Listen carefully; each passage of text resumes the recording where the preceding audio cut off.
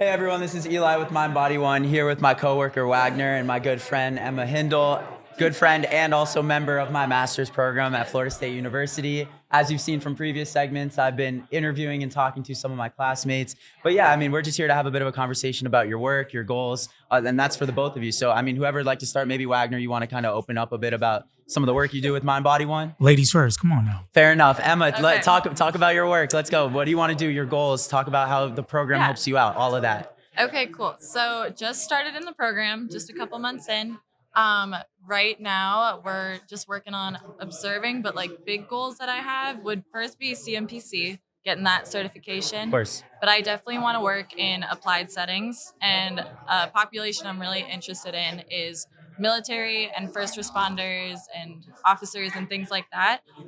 Anything with like high intensity tactical populations. I'm really interested in working in that field. So would you say you have an interest in exploring how sports psychology could be taken out of the context of only sport, maybe like more into performance psychology, sort of understanding the theoretical basis of performance outside of sport? Would you say that's of interest to you? Yeah, definitely. Definitely looking at like how it transfers from sport to other populations and just finding which populations could benefit the most from performance coaching, because I think there's a different level between sports needing performance coaching and then people who are, like physicians and soldiers that are like lives are on the line kind of performance coaching. So I just think that's really interesting. And yeah. Yeah, that's a key principle of what we do at Mind Body One. And when Wagner talks, you'll be able to speak more about how dynamic our work can be and how we Yeah. apply, the theoretical basis of performance and sports psychology to, other populations than athletes. And yeah, Wagner, if you want to talk a little bit about, like your physical training regimens, your socials, anything you want to open up about. So starting off, Wagner, pretty much I'm a strength and conditioning coach. This is my first time here at, what is it, SAPS? SAPS? Always get that name up. For the experience, it's pretty dope. Learning about the mental performance side of everything right now. Right now, what I like to say that I learned a lot, even though I've been here for like 3 days, even under just with Nick here and learning from Eli himself by just interacting with all his colleagues and just having conversations. This is a 3-part, and I was just telling Emma this right before we got on here. Like the mental and physical side go hand in hand. Same thing with nutrition and physical. So all 3 of those combined, you got a trifecta type of thing. And me just learning that all 3 of these can be put together and just make the person better mentally, physically, and we're just trying to make the person great and all that Yeah, stuff. absolutely. Maybe you can elaborate a little bit more on like some of the mental performance stuff that you think you'll be able to take away to use with your clients. Like, So right now, even with what we do here at Mind Body with the Stroop test, I'm a big fan of the cognitive training with the lights. I like the light. I like the reaction. I think people in general should have a good reaction because every day we're walking, moving, and being reactive is a good component to have. Especially when you're getting older. On the strength side, you want to be reactive to slipping falls and stuff like that. You want to be able to catch your balance and all that stuff. So I like the reaction side, but more so on the cognitive side of like muscle memory, cognitive loading that we talked about too.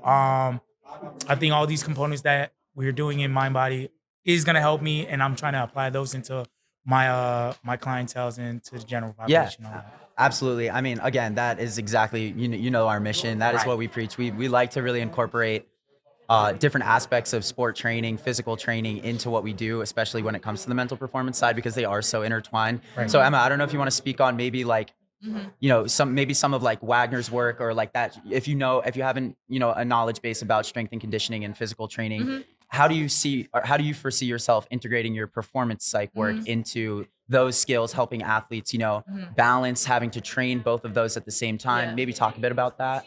Yeah, no, I definitely think that there's a place for, but I definitely agree with you. Like mind and body go hand in hand and both affect the other. Right. And I think when it comes to like a training perspective, like I did gymnastics growing up, competitive gymnastics, and I used a performance coach. Like I worked with one, and that is what introduced me to it. But it showed me like how cool it was that like you can learn these mental skills and it can apply to every single part of your physical training too. So like you can train your mental stuff, but then you can also use that in your physical training, like at any point. You can Mm-hmm. do outside stuff and take that time, but then, like when you are just doing like purely physical strength training, Right. you use it and it becomes instinctual and it becomes something that, you can progress on. So I definitely think that if I like when I would become a consultant and I'm trying to work with mental skills, it's not just about like, okay, this is the hour I'm doing it with you, but like also like, but you can use this in any single part of your life and you can use this in,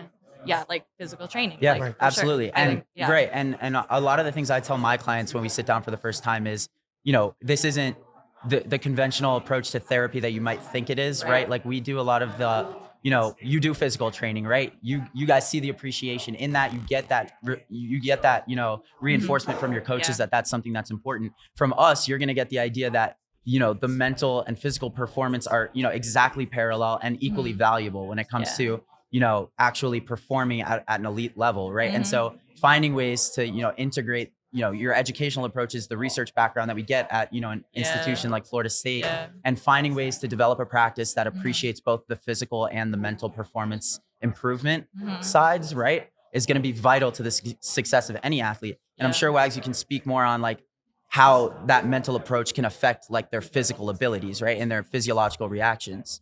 So yeah, so back to what I was saying, mental and physical go hand in hand. So when training, we also want to think like when we're training, we're thinking in ourselves, in our mind, like, okay, like I know I have to work this, I have to do this, I have to work out, I have to mentally prepare myself to get into a mode of like I need to get physically strong, do this task, get out of it. But at the same time, there's that mental component where, okay, am I beating myself up while doing this? How am I speaking to myself? Am I encouraging? Am I being mindful of like what am I telling myself, what am I inputting in myself?